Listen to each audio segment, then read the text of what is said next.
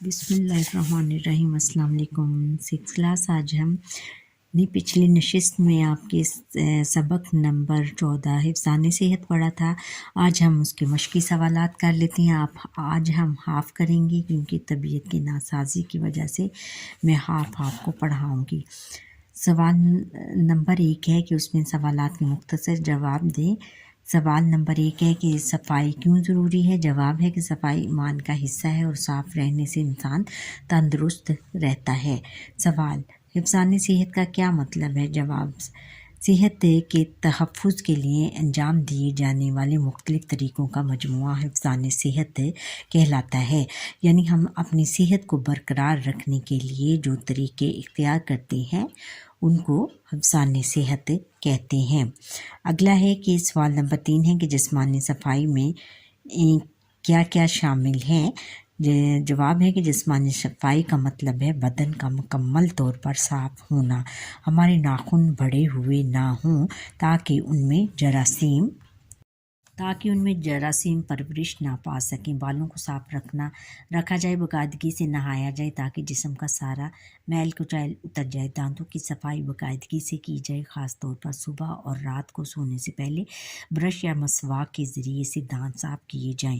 اس سے ایک تو ہم بیماریوں سے دور رہتے ہیں اور دوسرا ہمارے منہ میں ناگوار بدبو بھی پیدا نہیں ہوتی۔ اب اگلا سوال ہے کہ حضور رسول پاک خاتم النبیین صلی اللہ علیہ وسلم نے صفائی کے متعلق کیا ارشاد فرمایا؟ جواب ہے کہ حضور خاتم النبیین صلی اللہ علیہ وسلم نے ارشاد فرمایا، پاکیزگی ایمان کا حصہ ہے۔ اب اگلا سوال ہے کہ جراثیم ہمارے لیے کیوں نقصان دہ ہیں؟ جواب ہے کہ جراثیم ہمارے لیے اس لیے نقصان دہ ہیں کہ ان کے ذریعے ہم مختلف بیماریوں میں مبتلا ہوتے ہیں۔ اب اگلا سوال ہے کہ دانتوں کی صفائی کیوں ضروری ہے؟ جواب ہے کہ دانتوں کی صفائی باقاعدگی سے کی جائے، اس سے ایک تو ہم بیماریوں سے دور رہتے ہیں اور دوسرے ہمارے منہ میں ناگوار بو بھی پیدا نہیں ہوتی۔ دانتوں کی خرابی کے باعث نہ صرف منہ، مسوڑھے اور گلا متاثر ہوتا ہے بلکہ معدے پر بھی اثر پڑتا ہے، جس کی انسانی جسم میں مرکزی حیثیت حاصل ہے۔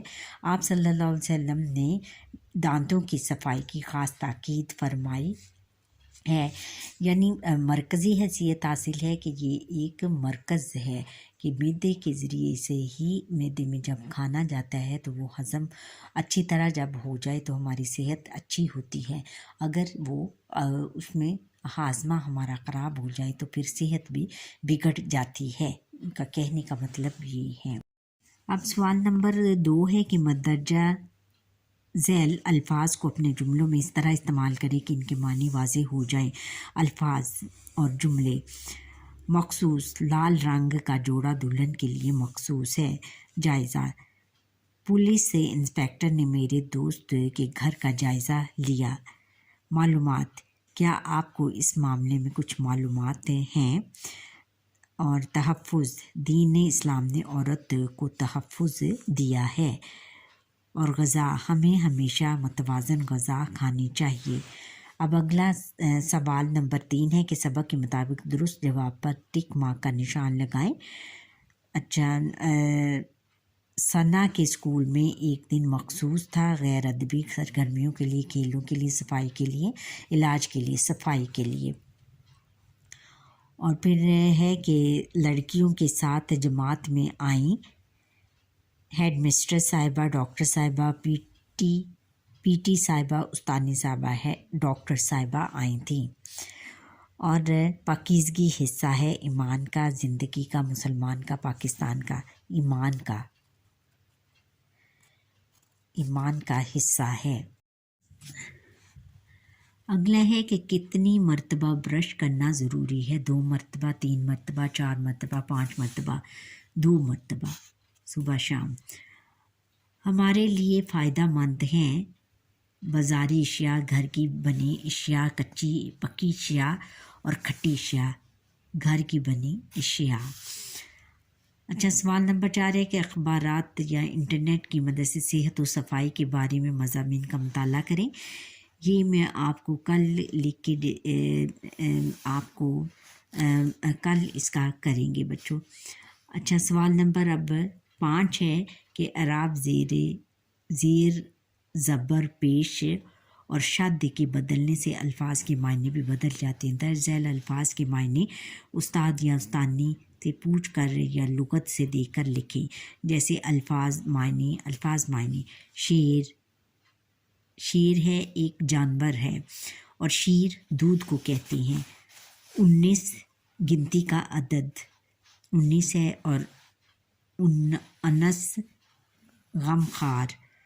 दिल जिस्मानी उज़्व है, और दल घरों को कहते हैं।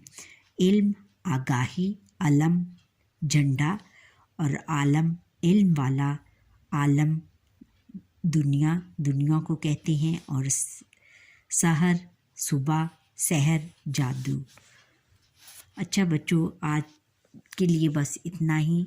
अब हम इंशाल्लाह कल से नेक्स्ट जो इसकी मश्की सवालात हैं वो करेंगे।